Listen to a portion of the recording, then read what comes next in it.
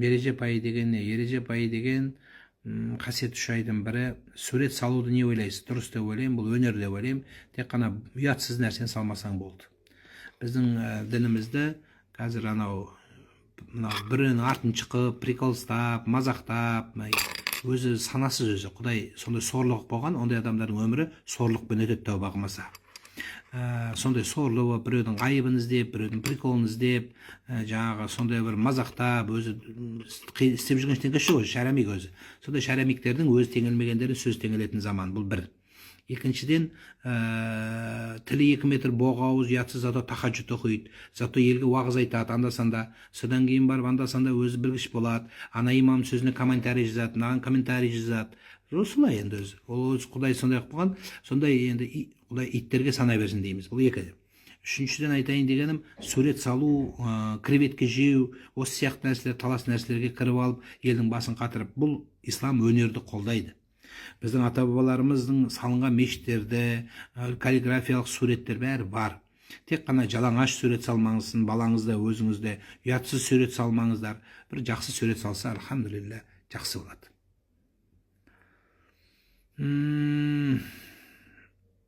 Бізде жұмыста жас қыз намаз оқиды, бірақ ашық-шашық киінді, ол дұрыс па? Оған қыздар ақыл айтып жатқан дейді. Жаңадан бастап жатқан қыз шығар, тиіспеңіздер оған. Қабыл болсын деңіздер болды. Оның юбкасын аңдымаңыз. Сіз неге біреудің юбкасын аңдайсыздар? Ашық-шашық киінеді. Значит, қарайсың ғой сен. Ах ты, проблема ол намаз оқитын қызда емес, проблема сенде болып тұр ғой. Сенің мини юбкасына қарайсың. Сен қарамасаң келмейді ол. Қасындағы, мысалы, сахабалар мешітке барады екен, үйде келіп сұрайды екен әйелдері. Мешітте кімді көрдіңіз, ешкімді көрмейді. Қалай мешітте адам жоқ болса? Жоқ, просто Құдайдың алдында тұрғанды ойлағандықтан қасыма қарамадым деп кім отырған? Өзі Алланың алдында отырған ойлайды екен. Біз ше, біз Алланы ұмытамыз да жан-жаққа қараймыз. Алла не ала? Алланы ойла, адам не аласын? Сен қарама өзің оған. Ол қоя алмай жүр ол қыз. Қояды Құдай қаласа. Қайта оған поддержка беріңіздер. Қарындасым, сен жақсысың. Сен жақсысың. Алла, намаз оқыпсың. Мен юбкамен намаз оқып. Сен оқи алған жоқсың ба? Ол сенен жақсы ғой. Бір күні біреу бүйтеді маған. Шейіттер дейді, күніне 3 рет намаз оқиды екен дейді. Аха дедім, білем дедім. Сен намаз оқисың ба дедім. Жоқ дейді. Шейіт сенен жақсы екен дедім. Хоть 3 рет оқиды екен дедім. Сен вообще оқымайсың дедім. Сол сияқты ғой. Не аласың оны аңдып? Юбка кие ма, юбкасын шешіп тастай ма? Өзі біледі. Сен өз юбка үшін жауап бермейсіз. Біз сонда етек аңдыған заман болып қалды қазір. Біреудің етегін аңдымаңыз, ашық-шашық. Сіз өзіңізді аңдысаңызшы, мен қалай жауап беремін? Менің балам не болып жатыр? Күнім не болып жатыр? Деп өзіңді аңды. Не қыласың? Біреу юбкамен жүре ма, юбкасыз жүре ма, оқи ма, оқымай ма, çoқи ма, жартылай оқиып, жартылай оқымай ма? Солар үшін жауап бермей-ақ қойыңыз. Сіз өзіңіз үшін жауап бересіз. Өзімізді аңдайық та. Не керегі бар? Біреу бүйтіп айтты, ана ұстаз бүйтіп айтты, анаған шапып қиып алып, нан салып, ана бүйтіп айтты, керегі жоқ, не қыласың оны? Алла сенен сұрамайды оны. Оны өзінен сұралады, жақсылап сұралады еще. Айта берсін, әңгіме қылса қойды. Мен айтқан сөз айтып бер. Сендер өздерің үшін жауап бересіңдер де. Болды. Егер бір ұстаз, тыңдаңыздар, бір ұстаз туралы айтса, онда ол ұстаздың ұстаз емес екенін көрсетеді. Мағына сол, ереже қағида сол. Ұстаз біреудің айыбын аңдымайды, ұстаз өзінің айыбын аңдайды. Өзімен айналысады, өзінің мәселесімен айналысады. Не қыласың сон біреу? Ол өзі жауап береді.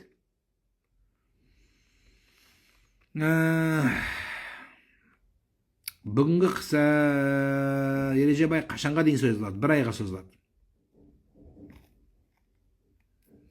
Сағат ауыстырмастаз намаз уақытысы көрінбеді. Бүгін сәжде приложениесінде көрінді. Я кашляю сильно, мокротой. Продолжаю держать пост. Смотрите, если вы вот это ваше покашливание, если он несет в себе вам боль, у вас где-то болит, вам очень сложно держать уразу, вы имеете право прервать уразу. Какая бы ураза ни была, будь то дополнительно, будь то обязательно. По ситуации смотрите.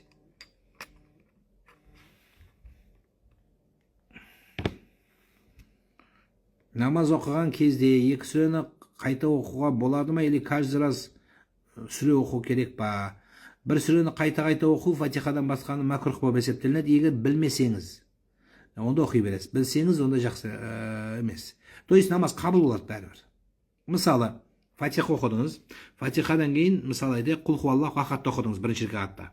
Екінші рекатқа қайта тұрдыңыз да, қайта фатиха оқыдыңыз да, фәлақты оқиын деп тұрғансыз. Бірақ аузыңызға ықылас түсіп кетті. Құл хуаллаху ахад деп оқып бітірдіңіз. Болды, оқып бітіре бересіз. Намаз қабыл. Бұл мәкрух деп қояды. Фиқта, шариғатта бұл нежелательный, мәкрух, жақсы емес, әдепсіздік. Бірақ әдепсіздік күйінде намаз қабыл бола ма десе, тесік қабыл болады. Жақсы емес. Саусақтан қан ақса үзілі дәрет аламыз ба дейді. Саусақтан қан ақса, қан ақудың күтесіз, қанды тоқтағанын күтесіз, дәрет алмайсыз. Әлі уақыт бар ғой намазға, күтесіз. Қанын ағызып қойып дәрет ала бересіз. То есть сізде уақыт бар, шанс бар, тоқтайды деген үміт бар. Егер тоқтамай қан аға беретін болса, онда үзірлі боласыз.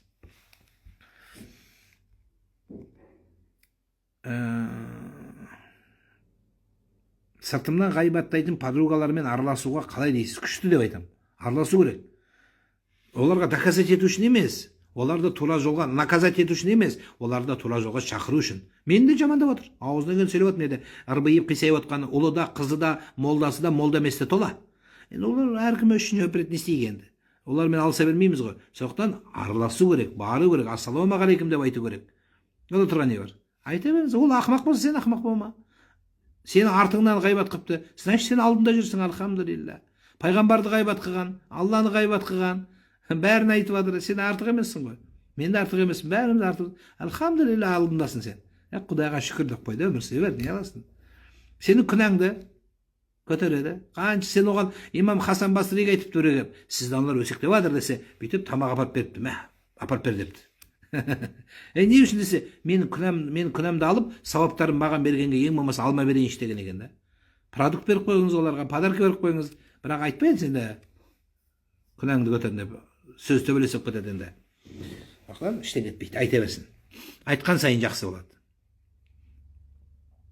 Қазақ дінің сәлем салу дәстүрі түрін бас ию Аллахқа қой дейді. Бас ию. Сен аяғының кроссовканың бауын байлайсың ба, байламайсың ба?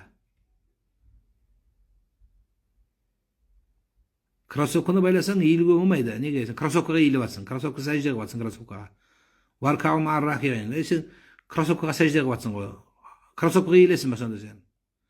Біздің қазақтың салты үлкенге сәлем сал деген ол құрмет. Ассаламу алейкум деп сәлемдескен. Пайғамбар саллаллаху алейхи ва саллям жығылған аяғына. Бірақ сүйеміз дегенде мақлұқтың аяғы сүйілмейді деген. Бірақ еңкейген. Сондықтан ол жерде Раббым, Құдайым, менің өмір берушім деп қазақ еңкеймейді ғой. Салам, ассаламу алейкум демен келеді. Ода тұрған ештеңе жоқ. Скажите, пожалуйста, как мы должны относиться к другим религиям? Абсолютно нормально. Абсолютно нормально общаюсь. Тем более в нашей республике Казахстане. Почему? Потому что мы светская страна. Поэтому с ними стоит нормально общаться. И в углу этого разговора, диалога не должно быть преобладания вашей религии, вашей значимости.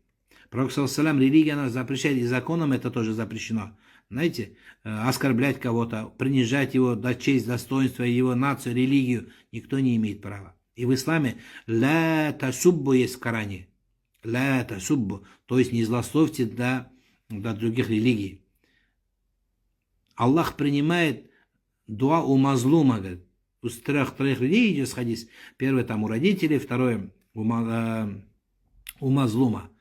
И постящего тоже так же есть. Смотрите, мазлум, кто это? Это тот человек, которому сделали зло непреднамеренно. Да хоть преднамеренно. И это человек, который остался в таком положении, и эта дуа у него принимается. И здесь я только объясню вам, смотрите, даже не мусульманин, а если это мусульманин, что будет? Поэтому никогда нельзя с этими людьми что-то спорить. Надо общаться, надо показывать милость, доброту. Наши же предки были же такими же. Одевали, обували, даже тех людей, даже корейцев мы обували. Может, по глазами мы чем-то похожи, может, какая-то азиатская страна, общие корни есть, но мы никак, знаете, вот, языком даже не соприкасаемы.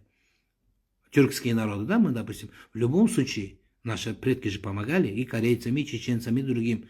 А сейчас мы не можем своему самому близкому соседу даже сделать добро. Да пусть с какой религией он будет. Делайте добро, показывайте добро. Это лучше вам будет перед Всевышним.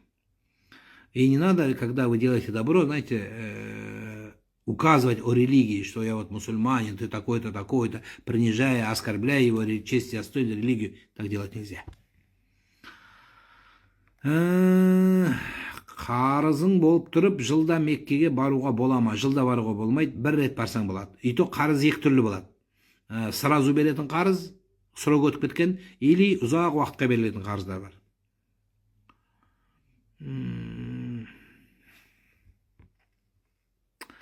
Жасым 40-қа келіп 4 жылдан кейін қыз туам деп көтеріп едім, түсімде палуан бала болады, есімін Абу деп қой деп жатыр екен.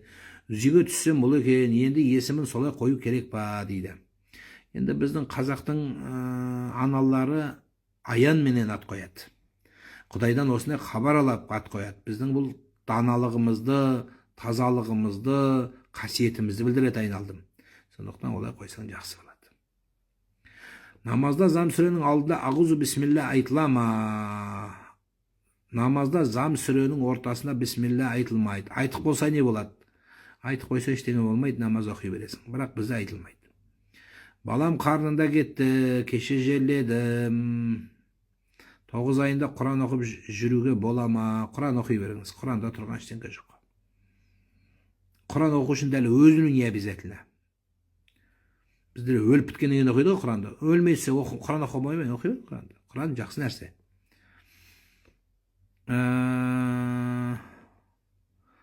Атамның мені боқтағаны қиын, әпкеге айтып енеме бәлеге қалдым. Содан олар мені боқтауға бола береді ма?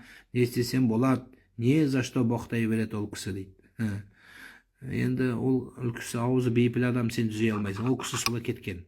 Мысалы бір адам ауру болса, сен ауруға аласып жатсың, ол ауру деп есепте, больной человек те болды. Ит үрсе саған, мысалы ит үрсе, итке барып, Шарик, мен саған не істедім, мен өзім нормальный келін едім, өзімен өзім келген батыстың келін едім, нең бар менде деп Шарикмен сөйлесесің. А зачем ол? Істедің, итке нан бердің, ит сені тістеді, итпен барып сөйлеспейсің ғой, ит тұрмайсың ғой тоқпақтап. Бол, сол сияқты деп түсінесің, болды.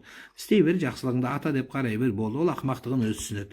Оған теңесіп, өніңді итке теңеліп, тоныңды битке сама дейді жаным. Сондықтан ол күнәңді көтереді, айтықсан, ол ақымақтық қылып жатыр. Керек емес нәрсе жаным. Тірі адамға Құран бағыштауға бола ма дейді. Енді Руслан тірі болса, қасында досың, мен осы Құранымды Руслан саған бағыштадым десең, ол жүрегі жарып кетеді, ол түсінбейді. Ал енді бағыштамай қойып қоя бер, тұра берсін, сосын өлгеннен кейін сауап өзі барып тауып алады кімдікке. Бағыштап, абірден саған бағыштадым сен, ол тірі адам, ол түсінбейді. Мен өлтіре алмай жүр екен оңбаған деп, саған ренжіп, достықтан шығып кетіп, екеуің төбелесіп, молдаға барып, пәтуа сұрап, молда о жаққа екі жағың өтіп, әбден қиналасың. Зачем бағыштамай қойшы кімге, тұра берсін, болды. Сонда аздау проблема болады да. Ана біреу сұрақ сұра десе, бір сұрағым бар деп айтады. Қандай сұрағым бар десе, адам ата, ең бірінші адам ата бар ғой, соның қанның группасы қандай болды депті ғой. Какой группа болды деп. Сосын группасы маңызды ма не? Құранды бағыштау маңызды. Алла өзі тауып алады, оқи беріңіз, болды.